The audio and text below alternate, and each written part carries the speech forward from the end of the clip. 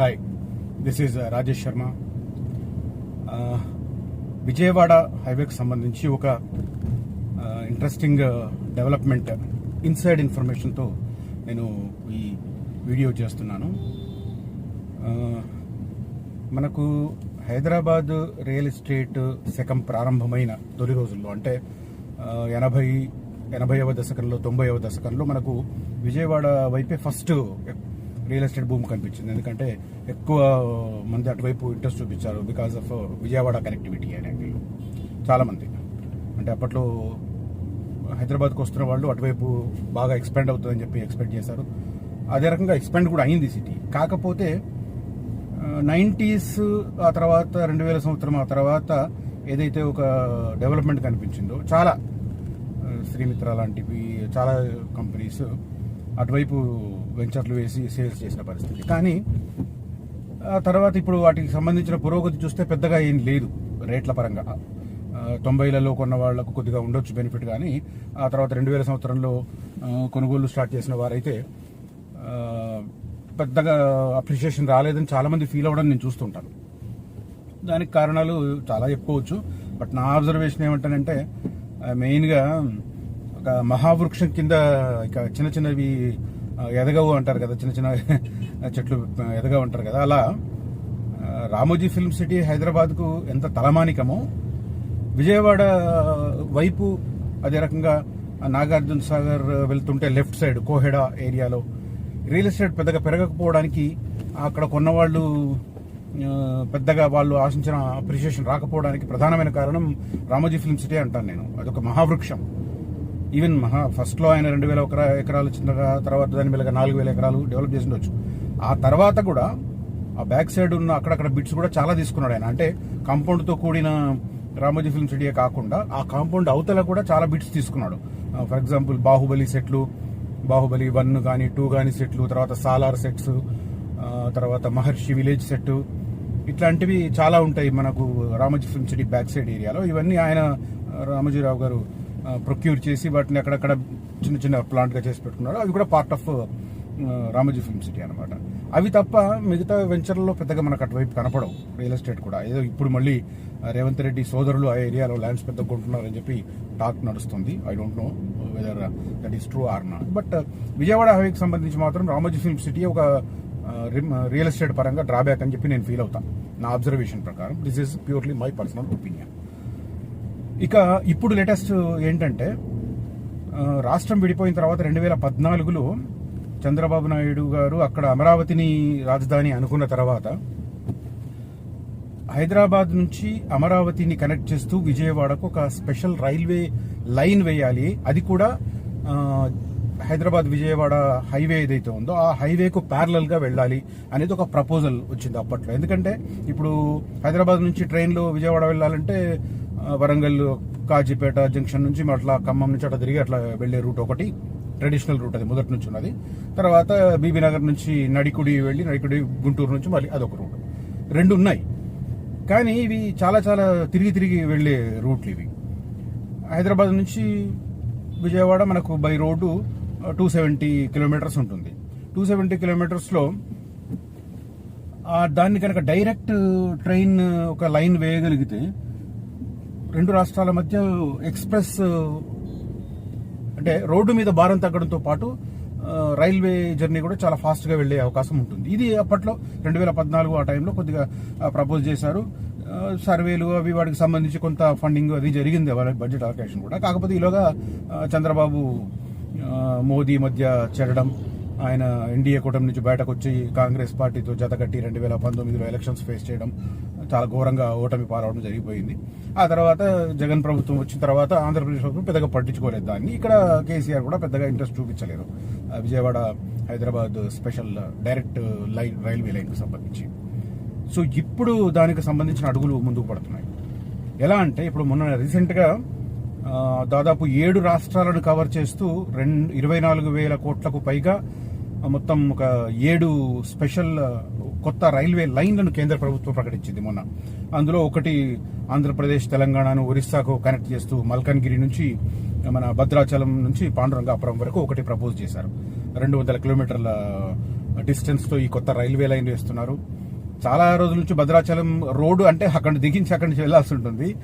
అట్లాంటిది ఇప్పుడు డైరెక్ట్ ఆ భద్రాచలం రోడ్డు దగ్గర నుంచి మల్కన్గిరికి, భద్రాచలం పుణ్యక్షేత్రం మీదుగా మల్కన్గిరి వరకు, ఒరిస్సాలోని మల్కన్గిరి వరకు వేద్దాం అనుకుంటున్నారు. అది కొద్దిగా ఆంధ్రప్రదేశ్లోని తూర్పుగోదావరి జిల్లా నుంచి కూడా టచ్ చేసుకుంటూ వెళ్తుంది. అంటే తూర్పుగోదావరి అంటే ఇప్పుడు అక్కడ అల్లూరు జిల్లా అంటారేమో అది మరి. అక్కడ ఎందుకంటే జిల్లాలు పునర్వ్యవస్థీకరించారు కాబట్టి. సో అట్లా అది కొత్త లైన్ వేశారు. 200 కిలోమీటర్ల నిడివి, అదే రకంగా 4,000 కోట్ల రూపాయలు, 4,094 కోట్ల రూపాయలతో, అది 4,194 అంటే ఆల్మోస్ట్ 4,200 కోట్లతో అది ప్రపోజ్ చేశారు. సో దాంతో పాటే ఇది కూడా అనౌన్స్ చేయాల్సింది యాక్చువల్గా. కాకపోతే దానికి సంబంధించిన ఇంకా ప్రాథమికంగా అవి పూర్తి కాలేదు. పూర్తి కాకపోవడంతో దాని ప్రస్తుతానికి దీంట్లో అనౌన్స్ చేయలేదు అనేది నాకు inside information. So next maybe 2-3 monthsలో దానికి సంబంధించిన ప్రకటన కేంద్రం నుంచి వచ్చే అవకాశం ఉంది. సో ఇది ప్రెడిక్షన్. సో నేను ముందు నుంచి చెప్తుంటాను, రియల్ ఎస్టేట్ అనేది ఒక విజనరీతో కూడినది. అంటే 2 ఏళ్ల తర్వాత, 5 ఏళ్ల తర్వాత ఈ ఏరియా ఎలా ఉంటుంది అనేది కొద్దిగా మనకి ఇమాజినేషన్ కెపాసిటీ ఉండాలి. అలా ఇమాజినేషన్ కెపాసిటీ ఉండి తర్వాత హెచ్ఎండిఏ మాస్టర్ ప్లాన్లు వీటిని ఫాలో అయ్యేవాళ్ళు, గ్రౌండ్ లెవెల్లో ఉన్న రియాలిటీ ఎలా ఉంది, ఈ రెండుని కంపేర్ చేసుకుని ఒక నిర్ణయం తీసుకుంటే ఏ ప్రాంతంలో మనం ఇన్వెస్ట్ చేసినా కూడా మంచి అప్రిషియేషన్ వచ్చే స్కోప్ ఉంటుంది. సో ఇప్పుడు ఉన్న దాని ప్రకారం మనకు విజయవాడ వైపు చూస్తే ఒకటి పెద్ద ఇక్కడ ఇన్సైడ్ ఇన్ఫర్మేషన్ అంటే విత్ ఇన్ ద సిటీ చూస్తే ఎల్బీ నగర్ నుంచి హయత్ నగర్ వరకు ఇప్పుడు మెట్రో సెకండ్ ఫేజ్గా ప్రపోజ్ చేశారు. దాన్ని పెద్ద అంబర్పేట దాకా ఎక్స్టెండ్ చేయాలని చెప్పి ఒక డిమాండ్ వినిపిస్తుంది. మరి ఎక్స్టెండ్ చేస్తారా లేదా అని పక్కన పెడితే as of now Hayath Nagar వరకు మెట్రో వస్తుంది. హయత్ నగర్ తర్వాత మనం ఈ మధ్య అటువైపు వెళ్ళిన వాళ్ళకి తెలుసు ఎన్ని ఫ్లైఓవర్లు పడుతున్నాయి ఆ రోడ్లో. ఆల్మోస్ట్ ఎక్కడ దాకా అంటే పోచంపల్లి వరకు కూడా మనం ఫాస్ట్గా వెళ్ళిపోయే రకంగా మల్టిపుల్ ఫ్లైఓవర్లు వస్తున్నాయి. సో అన్ని ఫ్లైఓవర్లు అంటే మనం ఎల్బీ నగర్ నుంచి హయత్ నగర్ మెట్రో, ఆ తర్వాత వచ్చే పలు ఫ్లైఓవర్లు, ఆ తర్వాత పోచంపల్లి నుంచి 8 లేన్గా మారబోతున్న విజయవాడ హైవే. సో అందరూ ఏమనుకుంటారంటే హైదరాబాద్ విజయవాడ హైవే అనుకుంటారు దాన్ని, బట్ అది యాక్చువల్గా పూణే నుంచి హైదరాబాద్ మీదుగా విజయవాడ నుంచి మచిలీపట్నం వరకు ఆ హైవే. సో అట్లా ఆ హైవేలో ఈ హైదరాబాద్ టు విజయవాడ స్ట్రెచ్ 8 లైన్లు కాబోతుంది. సో ఇవన్నీ డెవలప్మెంట్లు. వీటితో పాటు దండు మల్కాపూర్ దగ్గర ఆల్రెడీ గ్రీన్ ఇండస్ట్రియల్ అనౌన్స్ చేసింది గవర్నమెంట్. దానికి సంబంధించి గతంలోనే చాలా పనులు పూర్తయ్యాయి. చాలా కంపెనీలకు కూడా ల్యాండ్ అలాట్ చేసిన పరిస్థితి. పొల్యూషన్ రహితమైనది. మళ్ళీ ఇండస్ట్రియల్ ఏరియా దాని ఇంపాక్ట్ రియల్ ఎస్టేట్ మీద ఎలా ఉంటుందని చాలా మంది ఆలోచిస్తుంటారు. అది ఈ మధ్య వస్తున్న ఇండస్ట్రియల్ కారిడార్స్ అన్ని గ్రీన్ ఇండస్ట్రియల్సే వస్తున్నాయి. అంటే పొల్యూషన్ లేని సంస్థలకే అక్కడ కేటాయిస్తారన్నమాట. పొల్యూషన్ ఉన్నవి వేరే జోన్ ఉంటుంది, అక్కడ కేటాయిస్తారు. సో ఈ పర్టికులర్గా దండు మల్కాపూర్ దగ్గర ఒకటి ఇండియన్ ఆయిల్ది ఒక డంపింగ్ అది ఉంది, పెద్ద డిపో ఉంది అక్కడ. దాని ఎదురుగానే ఇది గ్రీన్ ఇండస్ట్రియల్ కారిడార్ ఉంది. ఇప్పుడు రీసెంట్గా మంత్రి శ్రీధర్ బాబు కూడా ఆ రూట్కి సంబంధించి చాలా అనౌన్స్ చేశారు. ఒక ఇండస్ట్రియల్ క్లస్టర్గా హైదరాబాద్ నుంచి విజయవాడ రూట్లో అప్ టు సూర్యాపేట ఒక ఇండస్ట్రియల్ క్లస్టర్ అనౌన్స్ చేశారు. అంటే ఆల్మోస్ట్ 130 కిలోమీటర్లు ఉంటుంది మనకి హైదరాబాద్ నుంచి సూర్యాపేట. ఒక ఇండస్ట్రియల్ క్లస్టర్గా దాన్ని అనౌన్స్ చేసిన పరిస్థితి. దానికి సంబంధించిన అలొకేషన్స్ కూడా అయినాయి. ఇది వీటన్నింటితో పాటు చౌటుప్పల్ దగ్గర రీజనల్ రింగ్ రోడ్ రాబోతుంది. రీజనల్ రింగ్ రోడ్కు సంబంధించి కూడా కొద్ది కాంక్రీట్ ఫండింగ్ కూడా ఉంది. 1,525-1,550 కోట్లు కేటాయించినట్టుంది ఆ రీజనల్ రింగ్ రోడ్ కార్యక్రమాలను టేకప్ చేయడానికి రేవంత్ రెడ్డి ప్రభుత్వం మొన్నటి బడ్జెట్లో. కాబట్టి రీజనల్ రింగ్ రోడ్ కూడా ఫాస్ట్గా ఆ రూట్లో వచ్చే స్కోప్ కనిపిస్తుంది. ఎందుకంటే చౌటుప్పల్ అనేది north corridor of regional ring road and south corridor of regional ring రోడ్కు అది జాయింట్ ప్లేస్ అన్నమాట. అది అంటే చౌటుప్పల్ నుంచి స్టార్ట్ అయ్యి సౌత్ వైపు వెళ్తుంది. అమన్గల్ మాల్, అమన్గల్, తర్వాత షాద్ నగర్ నుంచి చేవెళ్ల నుంచి సంగారెడ్డి వరకు ఇది సౌత్ కారిడార్. 189 కిలోమీటర్లు, 190 కిలోమీటర్లు సబ్జెక్టు కరెక్షన్.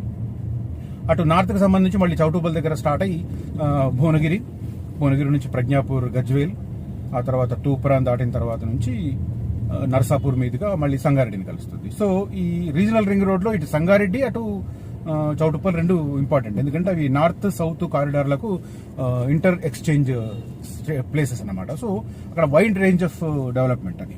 సో ఈ అన్ని కారణాలు, ఒకటి ఎల్బీ నగర్ నుంచి హయత్ నగర్ వరకు మెట్రో సెకండ్ ఫేజ్ కింద టేకప్ చేయబోతుంది. ఒక 4 yearsలో అది మెట్రో వచ్చేస్తుంది. ఆ తర్వాత హయత్ నగర్ నుంచి మళ్ళీ ఎక్స్టెండ్ చేయాలన్న డిమాండ్ ఉంది. ఎక్స్టెండ్ చేస్తే అది కూడా పెద్దంబర్పేట వరకు కూడా వెళ్ళొచ్చు. పెద్దంబర్పేట అంటే మనకు ఓఆర్ఆర్ ఎగ్జిట్ పాయింట్ దగ్గరికి. ఆ తర్వాత రామోజీ ఫిల్మ్ సిటీ రావడం. సో ఈ లోపనే అంటే పెద్దంబర్పేట కంటే లోపలే ఒక 4-5 ఫ్లైఓవర్లు వస్తున్నాయి. ఆ తర్వాత పెద్దంబర్పేట తర్వాత ఔటర్ రింగ్ రోడ్ తర్వాత రామోజీ ఫిల్మ్ సిటీ దగ్గర ఒక ఫ్లైఓవర్ వస్తుంది.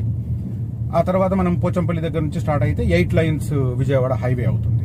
సో ఆ రూట్లో ఫాస్ట్గా రీచ్ అవ్వడానికి ఈ అన్ని కార్యక్రమాలు ఉపయోగపడుతున్నాయి. వీటన్నింటికి తోడు హైదరాబాద్ విజయవాడ మధ్య అమరావతిని కలుపుతూ ఒక special exclusive railway line proposal అవుతుంది. ఇప్పుడు సెంట్రల్లో మనందరికీ తెలుసు, సెంట్రల్లో ఇప్పుడు చంద్రబాబు చాలా కీలకం కాబట్టి చంద్రబాబు అడిగినవి ఖచ్చితంగా ఎన్డీఏ ప్రభుత్వం చేస్తుంది అన్నది మొన్నటి మన కేంద్ర బడ్జెట్ చూస్తేనే తెలిసింది మనకు. అమరావతికి సంబంధించి 15,000 కోట్ల రూపాయలు రాజధాని డెవలప్మెంట్ కోసం కేటాయించడం కావచ్చు, తర్వాత చాలా చాలా ఇష్యూస్ ఉన్నాయి. సో ఆయన ఇప్పుడు వాటిని సాధించుకోగలడు. పైకి మాట్లాడకుండా రాష్ట్రానికి ఏం కావాలో సాధించుకోగలడు చంద్రబాబు. సో ఆ యాంగిల్లో చూస్తే ఈ రైల్వే లైన్ త్వరలో అనౌన్స్ అవ్వడం స్పష్టంగా కనిపిస్తుంది. ఇది ఇన్సైడ్ ఇన్ఫర్మేషన్ గా కనిపిస్తుంది. ఆ తర్వాత దానికి తోడు నేను ఇందాక చెప్పినట్టుగా సూర్యాపేట వరకు ఇండస్ట్రియల్ క్లస్టర్, తర్వాత దండుమల్కాపూర్ ఏరియాలో గ్రీన్ ఇండస్ట్రియల్ ఏరియా, ఇవన్నీ కారణంగా మనకు విజయవాడ హైవేకు ఇప్పుడు 1-2 ఇయర్స్లో మంచి ప్రాజెక్టులు బూమ్ రావడానికి, రియల్ ఎస్టేట్ బూమ్ రావడానికి కారణమవుతున్నాయి. చాలా మందికి విజయవాడ రూట్ ఇష్టం ఉన్నా కూడా అక్కడ పలు కారణాల వల్ల కొనలేదు ఇంతకాలం. బట్ ఇప్పుడు ఈ డెవలప్మెంట్స్ చూసుకుంటే మాత్రం ఖచ్చితంగా విజయవాడ హైవే వైపు తీసుకోవాల్సిన పరిస్థితి ఉంది. మంచి వెంచర్లు మనకు అప్ టు చౌటుప్పల్ హెచ్ఎండిఏ వెంచర్లు ఉన్నాయి. చౌటుప్పల్ తర్వాత డిటిసిపి వెంచర్లు ఉన్నాయి, రీజనబుల్ రేటు. ఇంకా మిగతా ప్రాంతాలతో పోలిస్తే అంటే ఇప్పుడు మహేశ్వరం భూమి వచ్చింది, ఔటర్ రింగ్ రోడ్ దాటగానే 25,000 అంటున్నారు. అదే మనకు ఈ రూట్లో చౌటుప్పల్ వరకు కూడా మనకు 15,000కు చదరపు గజం దొరికే అవకాశాలు కనిపిస్తున్నాయి మనకు. సో ఇప్పుడు రీజనబుల్ ప్రైసెస్ ఉన్నాయి. బట్ నేను చెప్పినట్టుగా ఈ రైల్వే లైన్ కనుక అనౌన్స్ అయితే వెంటనే అక్కడ రియల్ ఎస్టేట్ సంస్థలు ముందుకు వెంటనే రేట్లను మార్చేస్తాయి. సో ఈలోగా ఇవన్నీ దృష్టిలో పెట్టుకుని ఇవన్నీ పూర్తయిన తర్వాత ఆ రూట్ ఎలా ఉంటుంది అనేది జస్ట్ ఒక విజనరీతో ఆలోచించి ఇప్పుడే ఆ రూట్లో కనుక ఇన్వెస్ట్మెంట్ చేస్తే మంచి అవకాశాలు ఉండే ఛాన్సెస్ కనిపిస్తున్నాయి. So these information I want to share in this video. If you like this video and information provided by me, please do like this video and share among your WhatsApp circles and please encourage me like this. Thank you so much.